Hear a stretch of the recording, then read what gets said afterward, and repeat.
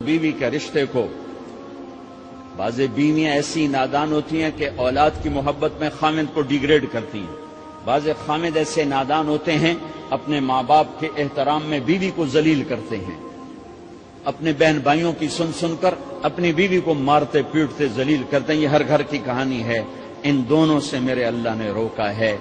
خامند اپنی بیوی کو سب سے زیادہ عزت دے، بیوی اپنے خامند کو سب سے زیادہ عزت دے۔ حقوق میں سب سے بڑا حق اب خامند اور بیوی کا ایک دوسرے کے ساتھ جوڑا گیا ہے کہ ان سے نسل چلنی ہے، ان سے نسل چلنی ہے۔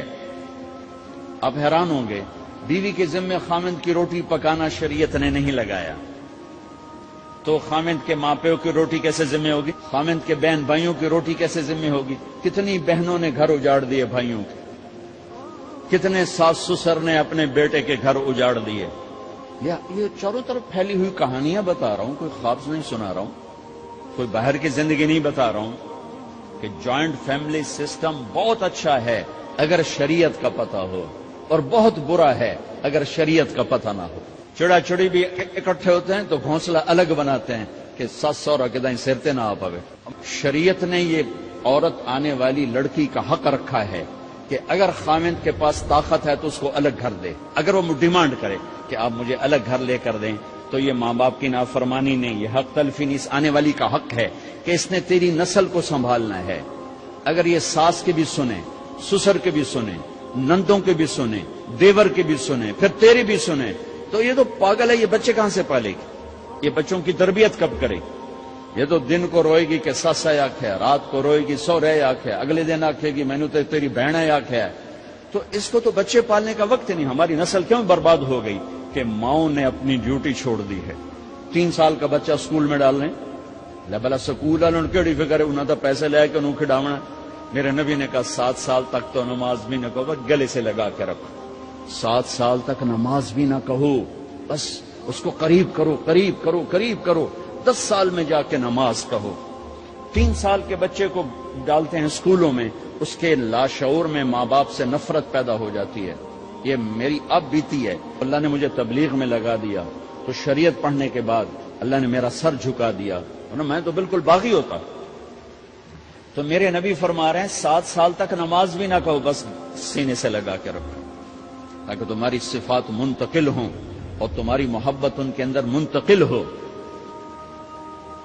تو جب بیوی پر پورے گھر کا بوجھ پڑ گیا تو وہ اپنے بچوں کو کب پالے گی اور بچوں کی کب وہ تربیت کرے گی؟ وہ تو صبح سے شام تک چولہے پر تھک چکی ہے، اور اوپر سے جو تانے ہیں وہ الگ ہیں، جلی کٹی، کبھی ساس کہہ رہی، کبھی سسر کہہ رہا، کبھی بہنیں، کبھی دیور، تو وہ تو بالکل بیچاری پاگل ہو جاتی ہے۔ کہیں اس کا الٹ بھی ہوتا ہے، آنے والی ایسی آتی ہے کہ پورے گھر کو تباہ کر کے ماں باپ کو بھی دھکا دلا کے اپنے خامند کو لے کے نکل جاتی، ایسا بھی ہے لیکن یہ بہت کم ہے۔ ابتدائی رشتہ خامند اور بیوی ہے، خامند اور بیوی یہ ابتدائی رشتہ ہے۔ اللہ نے آدم کو بنایا اور حوا کو ساتھ بیوی بنایا، اولاد بعد میں دی۔ اور ایک اور بات، آدم کو بنا دیا مٹی کا پتلا کٹھا کر کے، مٹی کٹھی کر کے پتلا بنا دیا، 40 سال کے بعد روح ڈالی، چل بھائی جا جنت، اور اکیلے بھیج دیا، بیوی نہیں دی۔ حالانکہ اللہ چاہتا تو ساتھ ہی حضرت حوا کی مٹی کا ڈھیر بھی لگا دیتا، اس کا پتلا بھی تھپ دیتا، فرشتوں سے تھپوا دیتا، اور پھر 40 سال کے بعد دونوں کو اکٹھا جنت میں ڈالتا۔ بہت سارے پیغام، اس میں بہت سارے پیغام، تاخیر ساتھ نہیں بنایا، دیر سے بھیجا، انتظار قدر کو بڑھانے کے لیے کہ عورت کی قدر کرنا، کمزور ذات ہے، کمزور مخلوق ہے، قدر کرنا۔ دوسرا، پہلے دن پتلا نہیں بنایا کہ ننگا پڑا ہوا ہو، عورت کا پتلا ننگا ہو، مٹی کا ہو، پتھر کا ہو، تو اس میں کیا کشش؟ تو ان مرد کے لیے کشش کوئی نہیں، تو فرشتوں کو کیا کشش تھی؟ پہلے دن سے عورت کو پردے میں بنایا، بے پرد نہیں کیا، بے پرد نہیں کیا۔ اس کا پتلا نہیں بنایا، اسے ننگا نہیں چھوڑا، اس کو پہلے دن سے کورڈ، اور کیسے بنایا؟ فرشتوں کی آنکھوں پہ پردہ اور آدم کو سلا دیا۔ آدم علیہ السلام سوئے ہوئے ہیں، فرشتوں کی آنکھوں کے سامنے پردہ ڈال دیا گیا۔ جب آدم اٹھے ہیں، اور ایک اور بات، جنت میں رہ کر بھی آدم علیہ السلام کا دل نہیں لگتا تھا، اداس رہتے تھے۔ اماں آئی تو بابے دا دل لگا، تو اداس رہتے تھے جنت میں۔ جب آنکھ کھلی تو اپنے لیفٹ سائیڈ پہ ایک خاتون، سر سے لے کر پاؤں تک لباس میں۔ آپ نے سنا ہے نا، یوسف علیہ السلام دنیا میں سب سے خوبصورت ہستی پیدا کیے گئے۔ یہ مردوں میں، عورتوں میں سب سے خوبصورت حضرت حوا کو پیدا کیا۔ کون ہے؟ کہتے ہیں اللہ کی آدم تیری بیگم۔ کون ہے تیری بیگم؟ نکاح پڑھایا۔ پھر کہا آدم مہر ادا کرو۔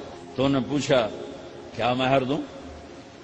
تو وہاں تو سونا چاندی ڈھیر لگے پڑے تھے۔ اللہ تعالیٰ کہتے دا من سونا چاہ کے دے دے۔ میرے اللہ نے کہا تیری نسل میں میرا آخری حبیب آنے والا ہے، اس پہ ایک دفعہ درود پڑھ دے، یہ مہر ہے۔ سیدھے ہاتھ میں برکت ہے، پیدا کیا الٹی طرف سے۔ الٹی طرف سے کیوں پیدا کیا ہے؟ کہ الٹی طرف دل ہے، اور دل کے نیچے جو پسلی ہے وہاں سے پیدا کیا۔ اس میں پیغام کیا دیا کہ عورت جس روپ میں ہو، پہلا روپ اس کا بیوی بنا، پھر وہ ماں بنی، پھر اس آگے بیٹی کا روپ ہے، پھر بہن کا روپ ہے، پھر خالہ ہے، پھوپھی ہے، دادی ہے، نانی ہے، ساس ہے۔ جس روپ میں بھی عورت ہے اس کو دل کے قریب جگہ دو۔ یہ دل کے نیچے سے پیدا کرنے میں یہ پیغام دیا گیا ہے، اسے ذلیل نہ کرو، اسے خوار نہ کرو، اسے بے عزت نہ کرو، اس پر شدت نہ کرو۔ تو پہلا بنیادی رشتہ خامند اور بیوی ہے، اور آخری رشتہ بھی خامند اور بیوی ہے۔ لیکن اس وقت ہمارے معاشرے میں خامند سے زیادہ اس کے ماں باپ حق جتلاتے ہیں، خامند سے زیادہ اس کی بہنیں حق جلاتی ہیں، خامند سے زیادہ اس کے رشتہ دار حق جتلاتے ہیں، اور جھوٹی سچی شکایتیں لگا کر بیوی سے متنفر کرتے ہیں، اور کہیں بیوی کو خامند سے متنفر کرتے ہیں، آپس میں لڑائی لڑا کے پھر خوش ہوتے ہیں۔ میرے نبی سے پوچھا جائے یا رسول اللہ آپ کو سب سے زیادہ کس سے پیار ہے؟ تو آپ نے کہا عائشہ سے۔ اللہ، وہ جھینپ کے کہنے کے نہیں، میں پوچھ رہا ہوں لوگوں میں آپ کو کس سے زیادہ پیار ہے؟ تو آپ کہتے ابو بکر سے۔ تو آپ نے پھر کہا ابوہا، مجھے عائشہ کے باپ سے زیادہ پیار ہے۔ پھر پہلے عائشہ کا، تو پھر کہتے ابو بکر۔ تو آپ نے کہا نہیں، ابوہا، مجھے عائشہ کے باپ سے سب سے زیادہ پیار ہے۔ یہ آپ کو میسج دیا ہے کہ گھر کی زندگی کیسے ہوتی ہے، کوئی عشق نہیں چڑھا ہوا تھا، میسج دینا۔ ہم عائشہ چھوٹی عمر کی تھی، ان کو آٹا گوندھ کے دیتے تھے، پھر جب ان کو آٹا گوندنا آ گیا پھر چھوڑ دیا۔ پھر ان کو سامنے بٹھا کر لقمے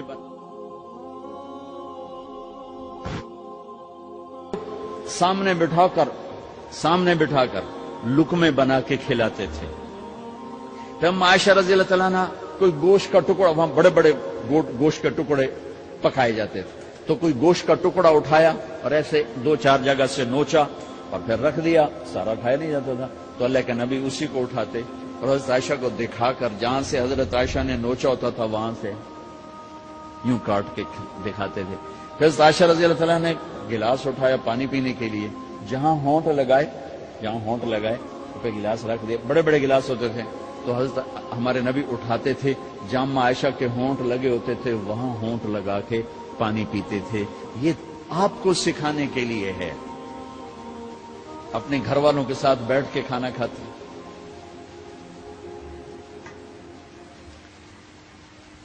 یہ میرے نبی کی معاشرت ہے، یہ میرے نبی کی زندگی۔ گھر میں جھاڑو دیتے، اپنے کپڑے خود دھوتے، کوئی چیزیں بکھری پڑی ہوتی تو بیوی کو نہیں ڈانٹتے، خود اٹھ کے سیٹ کر کے رکھ دیتے، گھر والوں کے ساتھ مل کر برتن دھوتے، صفائی کرتے، گھر والوں کے ساتھ مل کر۔ یہ میرے نبی کی ایک خوبصورت زندگی ہے۔ بھائیوں بہنوں، ہم بھلا چکے ہیں۔ بیوی کے لیے خامند کو سب سے بڑا حقدار. بعض لڑکیاں ایسی نادانی کرتی ہیں کہ شادی کے بعد بھی اپنے ماں باپ کی آنکھ کو دیکھ کے چلتی ہیں. شادی کے بعد سب سے بڑا حق خامند کا ہے. شادی کے بعد سب سے بڑا حق خامند کا ہے. ماں باپ پیچھے چلے جاتے ہیں, بہن بھائی پیچھے چلے جاتے ہیں.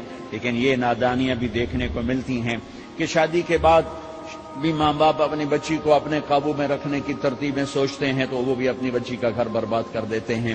میرے نبی سے پوچھا گیا یا رسول اللہ عورت پر سب سے زیادہ کس کا حق ہے؟ تو آپ نے فرمایا اس کے خامند.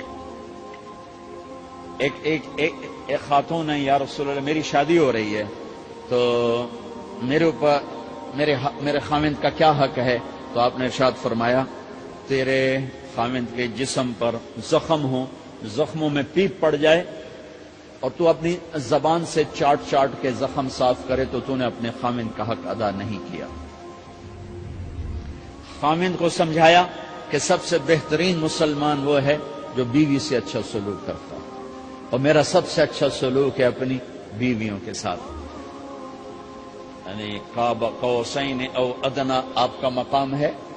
اللہ پاک کا دیدار اپنی آنکھوں سے کیا ہوا ہے, اور آپ ہمیں معاشرت سکھا رہے ہیں کہ ایک جہاد کے سفر سے واپس آ رہے ہیں.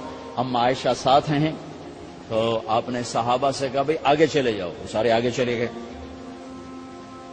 جب سارے نظروں سے غائب ہو گئے تو آپ نے کہا عائشہ دوڑ لگاؤ گی میرے ساتھ؟ عائشہ نے نہیں کہا, میرے نبی نے کہا دوڑ لگاؤ گی. آج کل کا کوئی علامہ بھی یہ نہیں کرے گا. عائشہ دوڑ لگاؤ گی میرے ساتھ؟ کہا جی لگاؤں گی. تو دوڑ لگائی تو عائشہ فرماتی میں آگے نکل گئی, اللہ کے نبی پیچھے رہ گئے. چاہے آپ جان بوجھ کے آستہ ہوئے ہوں ان کی دل جوئی کے لیے. کچھ سال گزر گئے, پھر جہاد کے سفر سے واپسی ہو رہی ہے تو آپ نے صحابہ سے کہا بھائی آگے چلے جاؤ. تو سارے آگے چلے گئے, غائب ہو گئے. عائشہ دوڑ لگائیں؟ کہا جی لگائیں. تو فرمایا کہ ان دنوں میں ذرا موٹی ہو گئی تھی, جب دوڑ لگائی تو اللہ کے نبی آگے نکل گئے. تو پھر آپ نے کہا عائشہ ہذہ بتلک, عائشہ اب تیرا میرا حساب برابر ہو گیا. اس دفعہ تو آگے نکل گئی, آج میں آگے نکل گیا. یہ میرے نبی کی معاشرت ہے کہ بھری محفل میں کہہ رہے ہیں مجھے عائشہ سے سب سے زیادہ پیار ہے. اور عرب میں عیب تھا, جیسے ہمارے ہاں بھی عیب ہے کہ کوئی بھری محفل میں کہ مجھے بیوی سے سب سے زیادہ پیار. تو تیری ماں کتنے گئی؟ ماں کا اور خانہ ہے, بیوی کا اور خانہ ہے. ماں کی اور جگہ ہے, بیوی کی اور جگہ ہے. تو میں آپ سب سے کہتا ہوں ماں باپ کی وجہ سے بیویوں پہ زیادتی نہ کرو, بیوی کی وجہ سے ماں